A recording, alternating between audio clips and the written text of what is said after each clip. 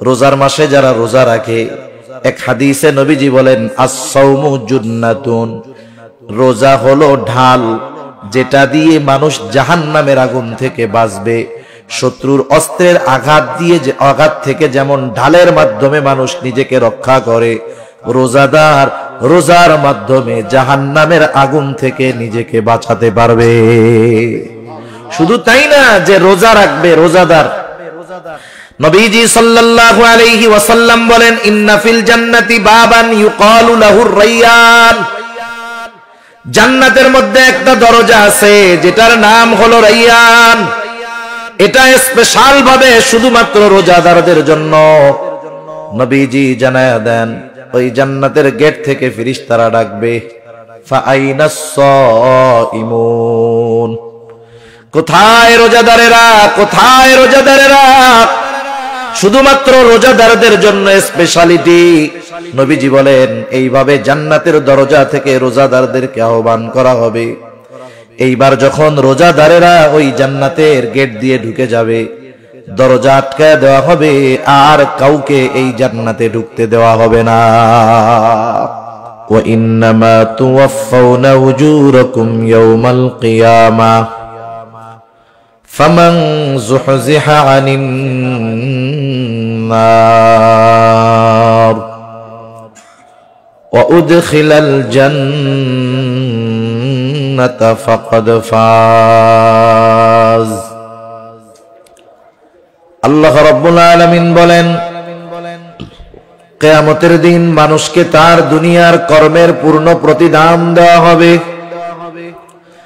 ফামান যুহজিহা আনিন নার, যাকে জাহান্নাম থেকে বাঁচানো হবে, আগুন থেকে বাঁচানো হবে।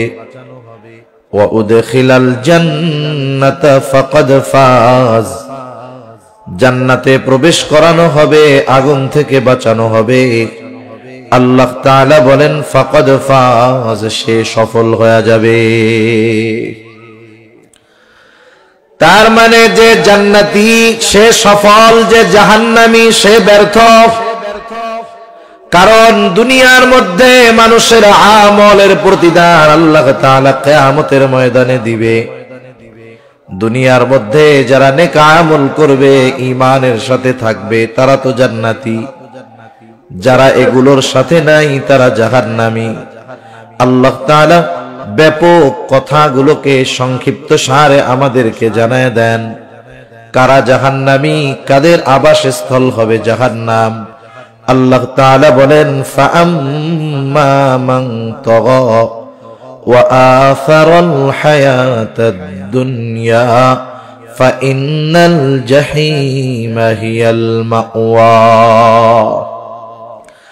আল্লাহ রাব্বুল আলামিন এখানে দুটো কারণকে সামনে আনছেন। আল্লাহ রাব্বুল আলামিন বলেন ফাআম্মা মান তাগা, যে সীমা লঙ্ঘন করলো, সীমা লঙ্ঘন করলো, সীমা লঙ্ঘন করলো। সীমাটা কি? আপনারা জেনে থাকবেন ভারতের সাথে আমাদের একটা বর্ডার আছে না নাই? চতুর্দিক দিয়ে তার কাটার বেড়া আছে বেশিরভাগ জায়গায়। এই সীমানার দ্বারা বোঝা যায় এটা বাংলাদেশের এরিয়া, ওইটা ভারতের এরিয়া। বলেন তো কোন ব্যক্তি ভিসাবিহীন, পাসপোর্টবিহীন তথা ভারতীয় হাই কমিশনের অনুমতিবিহীন তাদের দেশে যদি সে প্রবেশ করে, তাহলে এই প্রবেশটা বৈধ নাকি অবৈধ? একটু চিন্তা করেন। আমাদের দেশেরও যেমন একটা সীমানা আছে, সীমা আছে, শরীয়তেরও এরকম একটা সীমা আছে। শরীয়তে আল্লাহ রাব্বুল আলামিন তার আদেশ নিষেধের একটা সীমানা দিয়ে দিয়েছেন। যেমন সীমানা কি? আল্লাহ তাআলা আদেশের মাধ্যমে কিছু সীমানা দিয়েছেন, নিষেধের মাধ্যমে কিছু সীমানা দিয়েছেন। আদেশ বান্দা নামাজ পড়ো, কেউ যদি এই আদেশ মান্য করে সে শরীয়তের সীমার মধ্যে থাকলো, সে নিরাপদ। কিন্তু কেউ যদি এই আদেশ অমান্য করে নামাজ না পড়ে, সে সীমা লঙ্ঘন করলো। সীমা লঙ্ঘন করলে, যেমন আমরা দেশের সীমানা যদি অন্যায়ভাবে অতিক্রম করি, ভারতীয় বিএসএফ যদি গুলি করে দেয়, ধরে নিয়ে যায়, তাহলে তেমন কিছু বলার থাকে না। অনুরূপভাবে নামাজ পড়তে হবে আদেশ, এটা শরীয়তের সীমা, যদি কেউ না পড়ে সে সীমা লঙ্ঘনকারী। আল্লাহ তাআলা বললেন বান্দা হারাম খায়ও না, হারাম না খাওয়া এটা শরীয়তের সীমা, কেউ যদি খায় তাহলে সীমা লঙ্ঘনকারী। এক কথায় আল্লাহ রাব্বুল আলামিনের যত আদেশ নিষেধ আছে সব কিছু যে মান্য করে সে শরীয়তের গণ্ডির মধ্যে থাকে, সে সীমা লঙ্ঘনকারী হয় না। সেজন্য আল্লাহ রাব্বুল আলামিন বললেন ফাআম্মা মান তাগা, যে শরীয়তের সীমা লঙ্ঘন করে। এখন অনেকগুলো প্রশ্নের সংক্ষিপ্ত জবাব আল্লাহ রাব্বুল আলামিন দেন, তাহলে মানুষ কেন শরীয়তের সীমা লঙ্ঘন করে তথা আল্লাহ তাআলার আদেশ নিষেধ অমান্য করে। আল্লাহ তাআলা দ্বিতীয় কারণ হিসাবে বলেন ওয়া আসারাল হায়াতাদ দুনিয়া, আর যারা দুনিয়ার জিন্দেগিকে প্রাধান্য দেয়, তার মানে সীমা লঙ্ঘন কেন করে মানুষ? দুনিয়ার হায়াতকে প্রাধান্য দেওয়ার কারণে। আপনি দুনিয়ার যত অপরাধ আছে, অন্যায় আছে, সব অপরাধগুলো যদি বিশ্লেষণ করেন, কেন মানুষ অপরাধ করে, কেন মানুষ সুদ খায়, কেন মানুষ ঘুষ খায়, কেন মানুষ অপরের হক মেরে খায়, কেন মানুষ অপরের উপরে জুলুম করে, কেন মানুষ মিথ্যা কথা বলে, এই ধরনের সব অপরাধগুলো যদি বিশ্লেষণ করেন, সব অপরাধের পিছনে যত কারণ থাকবে এর সাথে একটা কমন কারণ থাকবে, দুনিয়ার মহব্বত। মানুষ দুনিয়াকে পাওয়ার জন্য সব অপরাধ করে। একটু নিজে নিজে চিন্তা করবেন, আমার একটা বলার মতো সময় নাই। তাহলে সমস্ত অপরাধ তথা সমস্ত সীমা লঙ্ঘনের পেছনে দুনিয়ার মহব্বত কারণ। এজন্যই নবীজি সাল্লাল্লাহু আলাইহি ওয়াসাল্লাম বলেন হুব্বুদ দুনিয়া রাসু কুল্লি খাতিআ, দুনিয়ার মহব্বত সকল ক্ষতির মূল। হুব্বুদ দুনিয়া, দুনিয়ার মহব্বত, রাসু কুল্লি খাতিআ, সকল ক্ষতির মূল হলো এই দুনিয়ার মহব্বত। সেই জন্য মানুষ যদি দুনিয়ার মহব্বতকে প্রাধান্য না দেয়, ওই যে মূল গন্তব্য জান্নাতে যাওয়ার বিষয়টা, জাহান্নাম থেকে বাঁচার বিষয়টাকে প্রাধান্য দেয়, তাহলে সে সীমা লঙ্ঘনকারী হবে না। আর যদি সে সীমা লঙ্ঘনকারী হয়, শরীয়তের বিধিবিধান না মানে, দুনিয়ার হায়াতকে প্রাধান্য দেয়, দুনিয়াকে উপভোগের জায়গা মনে করে, দুনিয়াকে শেষ এবং শুরুই মনে করে, সব কিছু বাদ দিয়ে দুনিয়া উপার্জনের পেছনে দৌড়ায়, এই সময় লোকটা আর ভালো মন্দ যাচাই বাছাই করে না। আল্লাহ রাব্বুল আলামিন বলেন যার হায়াত এভাবে অতিবাহিত হয়ে যাবে, আল্লাহ তাআলা বলেন এই দুই কারণে তার আবাসস্থল হবে জাহান্নাম, যা কতই না নিকৃষ্ট আবাসস্থল। ফাইন্নাল জাহিমা হিয়াল মাওয়া, জাহিম ওই জাহান্নাম হবে তার আবাসস্থল। তাহলে সহজ কথায় দুইটা জিনিস, মানুষ জাহান্নামী হওয়ার অন্যতম কারণ শরীয়তের বিধি সীমানা লঙ্ঘন। কেন মানুষ শরীয়তের সীমা লঙ্ঘন করে? এর মূল কারণ হলো দুনিয়া, দুনিয়া। এরপরে আল্লাহ রাব্বুল আলামিন বলেন ওয়া আম্মা মান খাফা মাকামা রাব্বিহি ওয়া নাহান নাফসা আনিল হাওয়া ফাইন্নাল জান্নাতা হিয়াল মাওয়া। আল্লাহ রাব্বুল আলামিন এরপরে বলেন ওয়া আম্মা মান খাফা মাকামা রাব্বিহি, যার তার রবের সামনে দণ্ডায়মান হওয়ার ভয় যার সামনে আছে, যার গোটা জীবনের হিসাব নিকাশ আল্লাহর সামনে দিতে হবে, এই চিন্তা এই ভয় যার দুনিয়ার মধ্যে আছে, যে আমি যেই কাজ করি, যেই কর্ম করি, যেই আমল করি, আমার সব কর্মের হিসাব আল্লাহর সামনে দিতে হবে। বলেন তো এই চিন্তা যার মধ্যে আছে, এই ভয় যার মধ্যে আছে, সে শরীয়তের সীমা লঙ্ঘন করবে? দুনিয়াতে যা মন চায় সে করবে? তাহলে বোঝা গেল আল্লাহ তাআলার ভয় মানুষকে জান্নাতি মানুষে পরিণত করে। কিয়ামতের ময়দানেও জান্নাতি মানুষ যারা, তারা তো ডান হাতে আমলনামা পাবে, ডান হাতে আমলনামা। কারণ বাম হাতে যারা আমলনামা পাবে তারা তো শেষ, কিন্তু যারা ডান হাতে আমলনামা পাবে, আমলনামা পাওয়ার কারণ হিসাবে তারা কি বলবে? আল্লাহ তাআলা কোরআনুল কারীমের মধ্যে বলেন, ফাআম্মা মান উতিয়া কিতাবাহু বিয়ামিনি ফায়াকুলু হাউম ইকরাউ কিতাবিয়া ইন্নী যানানতু আন্নী মুলাকিন হিসাবিয়া। আল্লাহ রাব্বুল আলামিন বলেন, যারা ডান হাতে আমলনামা পাবে তারা জান্নাতি, কিন্তু যারা ডান হাতে আমলনামা পাবে তারা কত আনন্দিত। তারা আমলনামা পাবার পর তারা মানুষদেরকে বলবে, ফায়াকুলু হাউম ইকরাউ কিতাবিয়া, এই তো আমার কিতাব, পড়ো তোমরা আমার কিতাব, পড়ো তোমরা আমার আমলনামা। সে ডান হাতে আমলনামা পাবার কারণ হিসাবে বলবে, ইন্নী যানানতু আন্নী মুলাকিন হিসাবিয়া, আমি এই ব্যাপারে দৃঢ় ধারণা রাখতাম, দৃঢ় বিশ্বাস রাখতাম যে আমাকে আমার কর্মের হিসাবের মুখোমুখি হওয়া লাগবে। ওই ভয় তার যে আল্লাহর সামনে আমাকে দাঁড়াতে হবে, আল্লাহর সামনে আমার গোটা জিন্দেগীর কর্মের হিসাব নিকাশ দেওয়া লাগবে। এই চিন্তা, এই ভয় যার মধ্যে আছে, সাথে সাথে যার মধ্যে এই ভয় আছে যে আমাকে আমার গোটা জীবনের কর্মের হিসাব আল্লাহর সামনে দিতে হবে, বলেন তো তার মন যা চায়, নফস যা চায়, সে কি সেটা করবে? করবে না। কারণ নফস হলো এমন এক জিনিস, ওইটা ভালো কাম সহজে করতে চায় না, ও মন্দ কাজ করতে চায়, গোনার দিকে টানে। দুই দিকে ভয়, যদি গোনায় যাই আমি আল্লাহর সামনে কি বলবো, করি আল্লাহর সামনে কি বলবো। এজন্য আল ঈমানু বাইনাল খাউফি ওয়ার রাজা, আশা এবং ভয়ের মাঝে ঈমান। এই যে ভয় হবে যে আল্লাহর সামনে কি বলবো, ওই দিক দিয়ে শয়তানে অন্তরে ওয়াসওয়াসা দিবে, আরে একবার আয় না, অসুবিধা কি, মাফ চাইলে তো আল্লাহ মাফ করে দিবে। কিন্তু না, সে আল্লাহর সামনে দণ্ডায়মান হওয়াকে প্রাধান্য দিবে। মন যা চাইবে, চাইতে পারে অনেক কিছু, কিন্তু সে আল্লাহর ভয়ে করবে না। মনে করেন অনেক সময় অনেক জিনিস আছে আমাদের সামনে, দেখতে মন চায়, ধরতে মন চায়, নিতে মন চায়। ওই দিক দিয়ে যদি বলা হয় যে তুমি ওইটা ধরতে পারবা, নিতে পারবা, কিন্তু টাচ করলেই গুলি তোমার গায়ে লাগবে, ধরলেই গুলি গায়ে লাগবে, বলেন তো ওইটা তো ধরতে মন চায়, ধরলে কি লাগবে? ধরবেন আপনি? মন তো চাইতেছে, ধরবেন না কেন? কারণ ধরলে কি আসবে? আঘাত আসবে। এই বিষয়টাই মনে রাখতে হবে। মন বহুত কিছু চাইতে পারে, কিন্তু মনের চাওয়া অনুযায়ী কিছু করা যাবে না। চিন্তা করতে হবে, আমাকে আল্লাহর সামনে দাঁড়াতে হবে।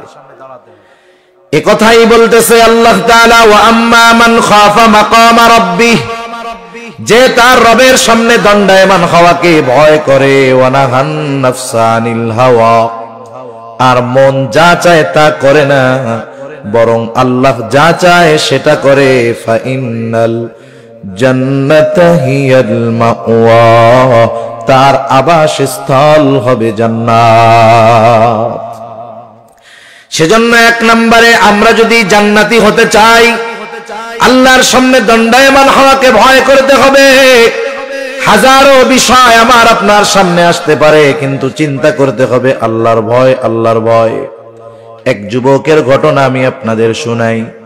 কিতাবের নাম হলো মান আশা বাদাল মাউত, লিখছেন প্রসিদ্ধ মুহাদ্দিস আবু বকর ইবনে আবিদ দুনিয়া। তিনি এই কিতাবের মধ্যে একটা যুবকের ঘটনা বর্ণনা করেছেন। সেই যুবক হযরত ওমর রাদিয়াল্লাহু তাআলা আনহুর সময়ের যুবক। যুবকটা হযরত ওমর রাদিয়াল্লাহু তাআলা আনহুর কাছে সব সময় থাকতো, কাছে বসতো, পাশে বসতো। ওই যুবকের ছিল একটাই আপনজন, তার বাবা। তার বাবা বাড়িতে থাকতো। সে বাবার যা কিছু প্রয়োজন, সব কিছু প্রয়োজন মিটায়া সে আবার মসজিদে নববীর মধ্যে অবস্থান করত। এই যুবক যখন বাসা থেকে মসজিদে নববীতে আসা যাওয়া করত, ওমরের দরবারে আসতো।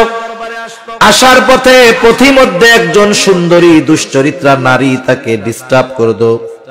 ওই নারী ওই যুবকটাকে কাছে পাওয়ার জন্য খুব কামনা করত, আশা করত। এই যুবক তাকে পাত্তাই দিত না। এভাবে চলতেছে দুনিয়া। হঠাৎ করে একদিন যুবক ওই মহিলার ফাঁদে পড়ে গেল, শয়তানের ধোকায়।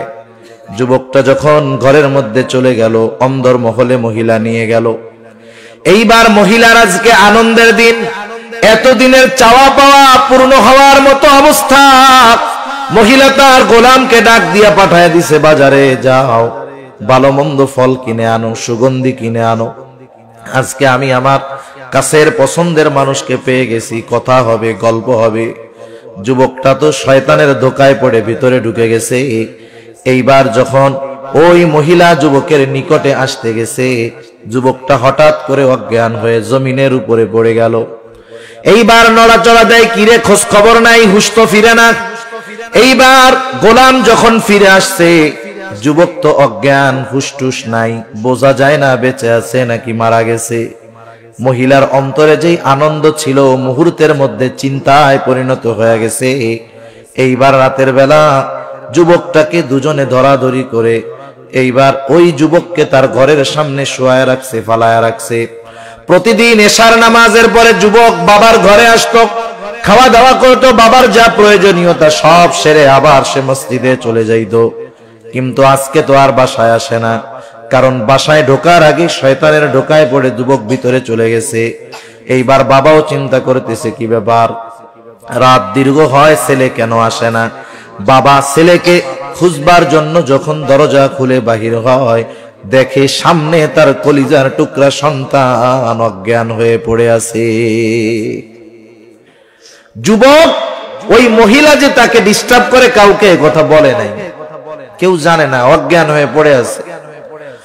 এইবার যুবকের বাবা লোকজনকে ডাক দিয়া যুবকটারে ঘরের মধ্যে আনলো। ঘরের মধ্যে আনার পর যখন তার সামান্য হুঁশ ফিরল, মানুষেরা জিজ্ঞাসা করতেছে, হে যুবক, কি হলো, কেমন করে তুমি এই জায়গায় অজ্ঞান হয়ে পড়েছিলা, কি ঘটেছে তোমার সাথে? যুবকটা কান্না করে কিছু বলে না। দীর্ঘ সময় পর বলতেছে, এই ঘটনা, আমি তো এই মহিলার ফাঁদে পড়ে গেছি, শয়তানের ধোকায় পড়ে গেছি। কিন্তু যখন আমি মহিলার ঘরের ভিতরে নিয়ে গেল আমাকে, আমি হঠাৎ করে অজ্ঞান হয়ে গেলাম। এরপরে আমার আর কিছু মনে নাই। ওই জায়গায় একজন বিচক্ষণ বুদ্ধিমান লোক, সে যুবককে প্রশ্ন করে, যুবক, তুমি যে মহিলার ঘরের অন্দর মহলে গেলা, সেখানে সে আর তুমি ছাড়া কেউ ছিল নাকি? বলে না। তাহলে কেমন করে তুমি ওই অবস্থার থেকে ফিরে আসলা? যুবকটা বলতেছে, আমি যখন ওই মহিলার একেবারে কাছাকাছি চলে গেলাম, হঠাৎ করে আমার কোরআনুল কারীমের একটা আয়াত মনে পড়ে গেল। এইবার লোকটা বলে, কোন আয়াত? এইবার লোকটা বলতেছে, কোন আয়াত? যুবকটা বলে, আয়াতটা হলো, ইন্নাল্লাযীনা তাকাউ ইযা মাসসাহুম তাইফুম মিনাশ শাইতানি তাযাক্কারু ফাইযা হুম মুবসিরুন। যুবকটা বলতেছে, আমার এই আয়াত মনে পড়ে গেল। এই আয়াতের সারমর্মটা এরকম, যারা মুত্তাকি, আল্লাহকে ভয় করে, মন যা চায় তা করে না, বরং আল্লাহ যা চায় তাই করে, এরা যখন শয়তানের ধোকায় পড়ে যায়, যখন শয়তান তাদেরকে ধোকায় ফালায় দেয়, ইন্নাল্লাযীনা তাকাউ ইযা মাসসাহুম তাইফুম মিনাশ শাইতান, শয়তানের ধোকায় পড়ে তারা যখন ঘোরের মধ্যে পড়ে যায়, এমন অবস্থার মধ্যে পড়ে যায় যেখানে গুনাহ থেকে ফেরানোর জন্য কোনো মানুষ থাকে না, যেখানে গুনাহ থেকে ফেরানোর জন্য কোনো ব্যবস্থা থাকে না। আল্লাহ তাআলা বলেন, ইযা মাসসাহুম তাইফুম মিনাশ শাইতানি তাযাক্কারু ফাইযা হুম মুবসিরুন। আল্লাহ তাআলা আল্লাহর কথা তাকে স্মরণ করায় দেয়। শুধু তাই না, তাকে আল্লাহ এমন দূর দৃষ্টি খুলে দেয়, যেই অন্তরের দৃষ্টি দিয়ে এমন কিছু সে দেখতে পায় যা দুনিয়ার কেউ দেখতে পারে না। যুবকটা কথা বলে কান্না করতেছে, কান্না করতেছে, আর বাবাকে বলতেছি, বাবা, আমি যদি রাতের মাঝেই মারা যাই, আপনি ভোর হওয়ার আগেই আমার দাফন করে দিবেন। ঘটনাক্রমে যুবকটা মারা গেল। এইবার যুবকটাকে দাফন করে দিয়ে আসলো তার বাবা। হযরত ওমর রাদিয়াল্লাহু তাআলা আনহু পরের দিন সকালে দেখেন যুবকটা নাই। কারণ ক্লাসের মধ্যেও বিষয়টা এমন, উস্তাদ শিক্ষক কিছু ছাত্রর প্রতি আলাদা একটা নজর থাকে। সবাই আসছে, ওই ভালো ছাত্রটা আসে নাই।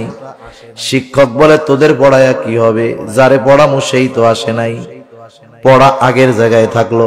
বলে না এরকম? আরে যারে পড়াবো সেই তো আসে নাই, তাহলে থাক, কালকের পড়া আবার। আবার সে যদি একা আসে, বাকি কেউ যদি নাও আসে, স্যার বলে ওগুলো আসাও যা, না আসাও তা, তুমি আসছো এটাই যথেষ্ট, সামনে পড়ায়া দেয়। মানে শিক্ষকদের কিছু ছাত্রের ব্যাপারে ভালো দৃষ্টি থাকে, তাদের উপরে নজর থাকে। স্বাভাবিকভাবে যুবক মানুষ যদি নেককার হয়, ভালো হয়, পরহেজগার হয়, এলাকার মানুষও তাকে মহব্বত করে, ভালোবাসে, মানুষের নেক নজরে সে থাকে।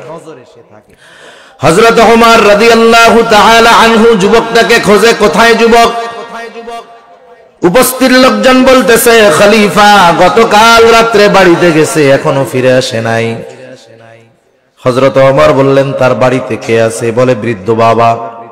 বলে যাও একটু খোঁজ খবর নিয়ে আসো, দেখো কোনো বিপদ আপদ হলো কিনা। এইবার কয়েকজন ওই বৃদ্ধের বাড়িতে গেল, যায় দরজায় টোকা দিল। ওই যুবকের বাবা দরজাটা খুলে দিল, জিজ্ঞাসা করে আপনার ছেলেটা কোথায়? এইবার ওই মুরব্বী সব ঘটনা খুলে বলল, এইভাবে শয়তানের ধোকায় পড়ে এই হয়েছে, ওসিয়ত মুআফিক ফজরের আগেই তাকে আমরা দাফন করে দিয়েছি। এইবার ঘটনাটা শুনে এইবার তারা হযরত ওমর রাদিয়াল্লাহু তাআলা আনহুর কাছে গিয়ে বলল, এই ঘটনা। এইবার ওমর রাদিয়াল্লাহু তাআলা আনহু চিন্তা করলেন, আল্লাহ তাআলা তো কোরআনুল কারীমের মধ্যে বলছে, যারা আল্লাহর সামনে দণ্ডায়মান হওয়াকে ভয় পায় তাদের জন্য দুইটা জান্নাত। কয়টা জান্নাত? তাদের জন্য তো দুইটা জান্নাত। ওয়ালিমান খাফা মাকামা রাব্বিহি জান্নাতান, যারা আল্লাহর সামনে দণ্ডায়মান হওয়াকে ভয় পায় তাদের জন্য দুটো জান্নাত। এইবার হযরত ওমর রাদিয়াল্লাহু তাআলা আনহু তিনি চিন্তা করতেছেন, এই যুবক আল্লাহর ভয়ে এত কাছে গিয়েও গুনার থেকে ফিরে আসছে, একটু জানতে মন চায় যে সে কি এই দুই জান্নাতের মালিকানা পেল কিনা। হযরত ওমর সাধারণ কোনো মানুষ নয়, এ তো এই ওমর যিনি মসজিদে নববীর মেম্বারে বসে ওই 1000 মাইল দূরে থাকা সৈন্যদেরকে দিক নির্দেশনা দেয়। হাজার হাজার মাইল দূরে সৈন্যবাহিনী, হযরত ওমর রাদিয়াল্লাহু তাআলা আনহু মসজিদে নববীর মেম্বারে দাঁড়ানো, তিনি খুতবা দিচ্ছেন। সৈন্যবাহিনী 1000 মাইল দূরে দাঁড়ানো, মুসলিম সৈন্যবাহিনীর অপোজিটে কাফের সৈন্যবাহিনী আসতেছে। হযরত ওমর খুতবার মধ্যে হঠাৎ করে বললেন, ইয়া সারিআতাল জাবাল, এই পাহাড়ের ওই পাশে সৈন্য আছে, কিন্তু বাহিনী আছে কোথায়? 1000 মাইল বেশি হবে দূরে, উনি আছেন মসজিদে নববীতে। এই ওমরের নজর এমন নজর, 1000 মাইল দূরের বিষয় আল্লাহ তাআলা তার সামনে নিয়ে আসছে। এই ওমরের গলার আওয়াজ এমন আওয়াজ 1000 মাইল দূরে পৌঁছায় গেছে। ওই সেনাবাহিনীর যিনি প্রধান ছিলেন তিনি ছিলেন 1000 মাইল দূরে, কিন্তু ওমর রাদিয়াল্লাহু তাআলা আনহুর এই নির্দেশ তিনি 1000 মাইল দূর থেকে স্পষ্ট শুনতে পেয়েছে। সুবহানাল্লাহ। উনি আসার পরে জিজ্ঞাসা করতেছে যে ওমর এরকম বলছিল, ইয়া সারিয়াতাল জাবাল, তুমি কি শুনছিলা? বলে হ্যাঁ, আমরা তো অপ্রস্তুত, সৈন্য কোন দিক দিয়ে আসতেছে বুঝতে পারি নাই। হঠাৎ করে খলিফাতুল মুসলিমিনের আওয়াজ আমার কানে আসলো, পেছনে তাকায় দেখি সৈন্যবাহিনী আসতেছে। আল্লাহু আকবার। এ তো সেই ওমর যার গলার আওয়াজ 1000 মাইল দূর থেকে শোনা যায়।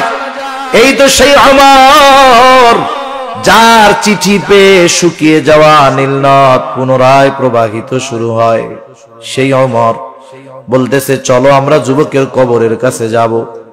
যুবকের কবরের কাছে গিয়ে হযরত ওমর যুবককে প্রশ্ন করতেছে, যুবক আছে কবরের মধ্যে, প্রশ্ন করতেছে যুবক, আল্লাহ তাআলা তো বলছে ওয়ালিমান খাফা মাকামা রাব্বিহি জান্নাতান, যারা আল্লাহর সামনে দণ্ডায়মান হওয়াকে ভয় করে তাদের জন্য দুটো জান্নাত। আমার প্রশ্ন হলো, তুমি কি এই জান্নাতের মালিকানা পেয়েছো কিনা? এইবার ওমর এই প্রশ্ন করার পর সব নিশ্চুপ নীরবতা। সকলে চিন্তা করতেছে ওমরের মাথাটা খারাপ হয়ে গেল নাকি, কবরের মানুষ কথা বলবে কেমনে। সবাই চুপ, নিশ্চুপ নীরবতা। হঠাৎ করে সবাই স্পষ্ট আওয়াজ শুনতে পায়, বলতেছে ও ওমর, আমার আল্লাহ আমাকে এই 2 জান্নাতের মালিকানা দিয়ে দিয়েছে। সেজন্য আমি বলেছিলাম, আল্লাহ তাআলা বললেন ওয়া আম্মা মান খাফা মাকামা রাব্বিহ ওয়া নাহান নাফসা আনিল হাওয়া, যারা আল্লাহর সামনে দণ্ডায়মান হওয়াকে ভয় করে আর মন যা চায় তা করে না, আল্লাহ তাআলা বলেন ফা ইন্নাল জান্নাতা হিয়াল মাওয়া, তাদের আবাসস্থল হলো জান্নাত। জান্নাত জাহান্নামের অস্তিত্ব আছে এ ব্যাপারে কারো সন্দেহ আছে? কারণ জান্নাত জাহান্নাম দর্শন করে এসেছেন এমন ব্যক্তি যিনি গোটা জিন্দেগিতে কোনোদিন মিথ্যা কথা বলেন নাই। রাসূল আকরাম সাল্লাল্লাহু আলাইহি ওয়াসাল্লামকে আল্লাহ তাআলা দুনিয়া থেকে জান্নাত জাহান্নাম দেখাইছেন। রাসূলুল্লাহ সাল্লাল্লাহু আলাইহি ওয়াসাল্লাম নামাজে দাঁড়ায় গেছেন সাহাবাদেরকে নিয়ে। সূর্যগ্রহণের নামাজ অথবা সালাতুল ইস্তিসকা, বৃষ্টি প্রার্থনার নামাজ। নবীজি নামাজের মধ্যে দাঁড়ায় গেছেন, নামাজ চলতেছে। হঠাৎ করে নবীজি নামাজের স্থান থেকে সামনের দিকে আগায় গেলেন, হাতটা বাড়াইলেন, আবার হাতটা পেছনের দিকে নিয়ে আসলেন। একটু পরে উনি আবার একটু পেছনের দিকে আসলেন, আবার সামনে জায়গা মতো গিয়ে দাঁড়াইলেন। নামাজের পরে নবীজিকে প্রশ্ন করা হলো, ইয়া রাসূলুল্লাহ, আপনি নামাজের মধ্যে একবার সামনে গেলেন আর একবার পেছনে আসলেন, কারণটা কি? এইবার নবীজি বললেন, শোনো, যখন আমি নামাজের মধ্যে ছিলাম, প্রথমে যখন সামনে গেলাম, আল্লাহ তাআলা জান্নাতটাকে আমার সামনে তুলে ধরছে, আর আমি দেখতে পেলাম জান্নাতের একটা আঙ্গুরের থোকা জ্বলতেছে। আমি চিন্তা করলাম সেখান থেকে একটা আঙ্গুর এনে তোমাদেরকে খাওয়াই। আবার হাতটা সরায় আনলাম, চিন্তা করলাম, এজন্য আমি পেছনের দিকে সরে আসলাম। মোট কথা হলো, দুনিয়ার জমিন থেকে আল্লাহ তাআলা আমার আপনার নবীকে জান্নাত দেখায় আনছেন, জাহান্নাম দেখায় দিয়েছেন। সাথে সাথে আল্লাহ রাব্বুল আলামিন আমার আপনার নবীকে মেরাজে নিয়ে জান্নাত এবং জাহান্নামের সব অবস্থা আল্লাহ তাআলা দেখায় আনছে। সেজন্য আমরাও জান্নাতে যেতে চাই, আমরাও জাহান্নাম থেকে বাঁচতে চাই। আমি জান্নাতের নাজ নেয়ামতের বর্ণনাও বলবো না, জাহান্নামের কষ্টের কথাও বলবো না। শুধু এগুলো পাওয়ার জন্য কি করণীয়, বাঁচার জন্য কি করণীয়, আমি 2-4টা কথা বলে শেষ করে দিব। জান্নাত যদি পেতে চাই কি করণীয়, জান্নাত যদি চাই আমরা, হাদিসের মধ্যে আসছে নবীজি সাল্লাল্লাহু আলাইহি ওয়াসাল্লাম বলেন, তোমরা আল্লাহ তাআলার কাছে জান্নাতুল ফেরদাউস চাইবা, কারণ জান্নাতুল ফেরদাউস হলো স্পেশাল জান্নাত। রাসূল আকরাম সাল্লাল্লাহু আলাইহি ওয়াসাল্লাম জানায় দিয়েছেন, জান্নাতুল ফেরদাউস চাইবা। জান্নাতুল ফেরদাউস যদি চাই আমাদের কি দরকার? আল্লাহ তাআলা বলেন, ইন্নাল্লাযীনা আমানু ওয়া আমিলুস সলিহাত কানাত লাহুম জান্নাতুল ফিরদাউসি নুজুলা। জান্নাত পাওয়ার জন্য 2টো জিনিস দরকার। 1 নাম্বার ঈমান দরকার, শিরিক মুক্ত ঈমান। 2 নাম্বার দরকার আমলে সালেহ, তথা ওই আমল যেই আমল একমাত্র আল্লাহর জন্য করা হয়, এই আমল দরকার। এটা হতে পারে নামাজ, এটা হতে পারে রোজা, এটা হতে পারে যাকাত। সেজন্য প্রত্যেকটা নেক আমল যেটা আল্লাহর জন্য করা হয়, এটা জান্নাতে যাওয়ার জন্য সহায়ক। যেমন সামনে অল্প কিছুদিন পর আসতেছে রমাদান মাস, রোজার মাস। রোজার মাসে যারা রোজা রাখে, এক হাদিসে নবীজি বলেন, আস-সাওমু জুন্নাতুন, রোজা হলো ঢাল, যেটা দিয়ে মানুষ জাহান্নামের আগুন থেকে বাঁচবে। শত্রুর অস্ত্রের আঘাত থেকে যেমন ঢালের মাধ্যমে মানুষ নিজেকে রক্ষা করে, রোজাদার রোজার মাধ্যমে জাহান্নামের আগুন থেকে নিজেকে বাঁচাতে পারবে। শুধু তাই না যে রোজা রাখবে রোজাদার, নবীজি সাল্লাল্লাহু আলাইহি ওয়াসাল্লাম বলেন, ইন্না ফিল জান্নাতি বাবান ইউকালু লাহুর রায়্যান, জান্নাতের মধ্যে একটা দরজা আছে যেটার নাম হলো রাইয়ান। এটা স্পেশাল ভাবে শুধুমাত্র রোজাদারদের জন্য। নবীজি জানায়া দেন, ওই জান্নাতের গেট থেকে ফেরেশতারা ডাকবে, ফাআইনাস সাইমুন, কোথায় রোজাদারেরা, কোথায় রোজাদারেরা? শুধুমাত্র রোজাদারদের জন্য স্পেশালিটি। নবীজি বলেন, এইভাবে জান্নাতের দরজা থেকে রোজাদারদেরকে আহ্বান করা হবে। এইবার যখন রোজাদারেরা ওই জান্নাতের গেট দিয়ে ঢুকে যাবে, দরজা আটকায় দেওয়া হবে, আর কাউকে এই জান্নাতে ঢুকতে দেওয়া হবে না। তাহলে আমি যে কথা সোজা বলতে চাচ্ছি, যে আমাদের ঈমানকে পরিশুদ্ধ করা, সাথে সাথে নেক আমল করা, নামাজ, রোজা, হজ, যাকাত, যত ভালো কাজ আছে সব ভালো কাজগুলা হলো জান্নাতে যাওয়ার পাথেও। মনে রাখবেন, মানুষের কিন্তু ভালো কাজ করার জন্য নফস সায় দেয় না। কিন্তু নফস যদি বলে, আরে ফজরের নামাজে উঠা কষ্ট করে নামাজ পড়বি, আর একটু শুয়ে দেখ, নফসে তো এটা বলবে। কিন্তু আমি কি নফসের তাবেদারি করব না আল্লাহর হুকুম মানব? নফসের সাথে লড়াই করতে হবে আমাদের। তাহলে কি হবে? জান্নাতে যাওয়া সহজ হবে। এবার জাহান্নাম থেকে বাঁচার জন্য কি করণীয়? হায় হায়, জাহান্নাম তো কঠিন এক জায়গা। মানুষ মৃত্যুর পরে, হাদিসের মধ্যে আসছে, কারো কবর হয় জান্নাতের বাগান, কারো কবর হয় জাহান্নামের গর্ত। কারো কবর হয় জাহান্নামের গর্ত, কারো কবর হয় জান্নাতের বাগান। যার কবর জান্নাতের বাগান হবে, সে মনে করবে এটাই মনে হয় জান্নাত। খুশির ঠেলায় মনে করবে আমি তো জান্নাতে চলে আসছি।